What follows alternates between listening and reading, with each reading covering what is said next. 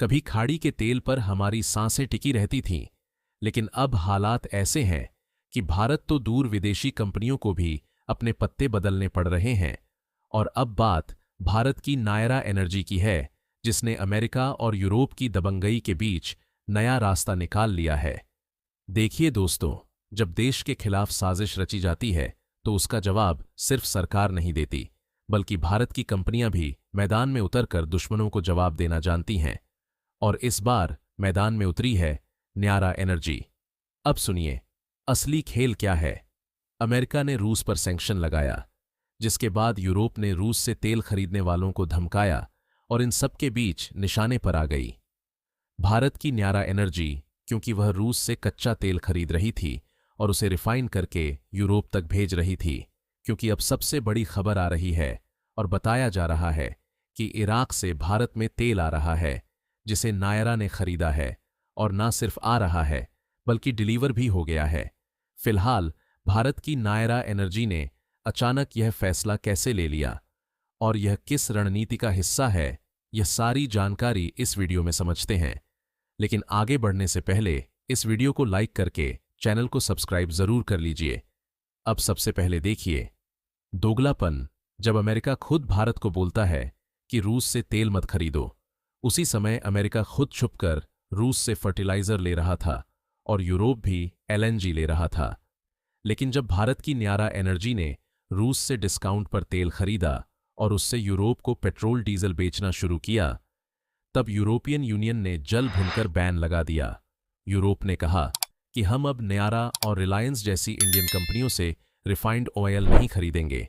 अब जरा सोचिए, एक तरफ यूरोप इंडिया से एफडीए यानी फ्री ट्रेड एग्रीमेंट मांग रहा है और दूसरी ओर हमारी ही कंपनियों को टारगेट कर रहा है।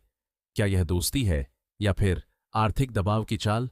फिलहाल कुछ भी हो। जैसे ही यूरोप ने बैन लगाया, न्यारा के रिफाइनरी ऑपरेशंस पर असर पड़ने लगा। रूस से आ रहा डिस्काउंटेड कच्चा तेल तो था, लेकिन बेचे कहां? लेकिन दोस्तों, यहां से शुरू होती है असली कहानी, जो है आत्मनिर्भर भारत की। न्यारा एनर्जी ने हार नहीं मानी, बल्कि एक ऐसा रास्ता चुना जिसने अमेरिका और यूरोप की आंखें खोल दीं।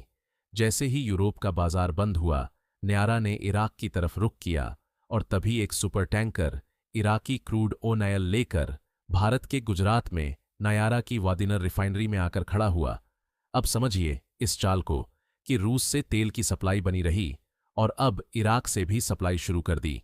यानी चाहे अमेरिका सैंक्शन लगाए, चाहे यूरोप दरवाजे बंद करे, भारत की कंपनी चलना जानती है।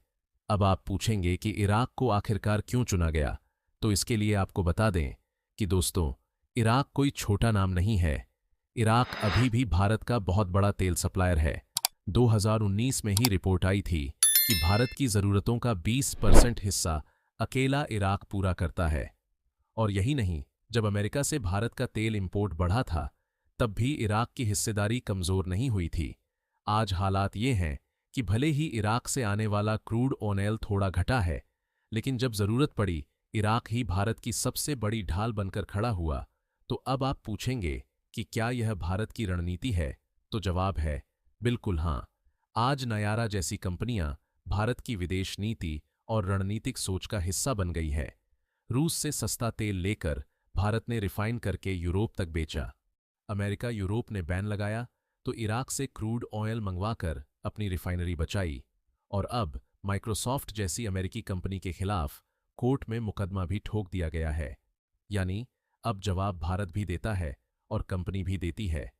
तो दोस्तों, आपने देखा कि कैसे न्यारा एनर्जी ने अमेरिका और यूरोप के सामने हार नहीं मानी, बल्कि इराकी क्रूड मंगवाकर अपनी रिफाइनरी चालू रखी। लेकिन लोगों को सबसे बड़ी शंका है कि नायरा एनर्जी ने हार मान लिया, तो उन सबको बता दें कि यह एक ऐसी रणनीति का हिस्सा है जिसका परिणाम आने वाले समय में आप लोगों के सामने होगा। लेकिन कहानी यहीं खत्म नहीं होती। अब नायरा एनर्जी ने सीधा अमेरिका की टेक कंपनी माइक्रोसॉफ्ट को कोर्ट में घसीट लिया है। जी हाँ, जो अमेरिका हमें रूस से तेल खरीदने पर नसीहतें देता है, अब उसकी ही सबसे बड़ी कंपनियों को भारत की जमीन पर घसीटा जा रहा है। दोस्तों, असल में मामला ये है कि न्यारा एनर्जी ने माइक्रोसॉफ्ट के खिलाफ एक बड़ा कानूनी केस दर्ज कर दिया है और वजह है कि माइक्रोसॉफ्ट का क्लाउड सर्विसिंग कॉन्ट्रैक्ट और उसमें हुई गंभीर अनियमितताएं। न्यारा का कहना है कि माइक्रोसॉफ्ट ने उसे गलत सॉफ्टवेयर सर्विस दी जिससे उसके ऑपरेशंस प्रभावित हुए। मतलब, जब न्यारा को अपनी रिफाइनरी बचाने की जिद करनी पड़ रही थी, उसी समय माइक्रोसॉफ्ट जैसी बड़ी अमेरिकी कंपनी ने उसके टेक्नोलॉजी इंफ्रास्ट्रक्चर में गड़बड़ी कर दी। और अब नायरा एनर्जी ने भारत में माइक्रोसॉफ्ट को लीगल नोटिस भेज दिया है और केस कोर्ट तक पहुंच चुका है। और कमाल की बात यह है कि अमेरिका की माइक्रोसॉफ्ट को झुकना पड़ा। और आप खबर में देख लीजिए कि 12 घंटे के पहले ही उन्हें सर्विस दोबारा से चालू करनी पड़ी। अब जरा सोचिए, एक ओर अमेरिका चाहता है कि भारत की कंपनियां रूस से दूरी बनाएं, दूसरी ओर उसकी ही कंपनी माइक्रोसॉफ्ट भारत की कंपनी का नुकसान कर रही है। भारत जब अमेरिका से व्यापार करना चाहता है तो उसे टैक्स की धमकी दी जाती है। भारत की कंपनियां जब वैश्विक बाजार में आगे बढ़ती हैं तो सैंक्शन और केस का डर दिखाया जाता है।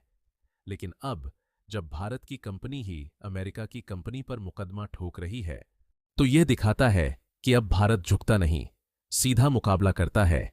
जहां नायरा एनर्जी का यह कदम सिर्फ खुद की लड़ाई नहीं है, ये एक संदेश है हर भारतीय कंपनी की ओर से अमेरिका की दादागिरी के खिलाफ। आज रिलायंस, एनएआर, ओएनजीसी जैसी कंपनियां दुनिया के नक्शे पर भारत को आगे ले जा रही हैं। यह न सिर्फ ऊर्जा ला रही है बल्कि दुनिया को कूटनीतिक जवाब भी दे रही है। और अब भारत की आईटी, टेक और डाटा फील्ड की कंपनियां भी माइक्रोसॉफ्ट, अमेज़न और गूगल जैसी विदेशी कंपनियों को आंखों में आंख डालकर जवाब दे रही हैं।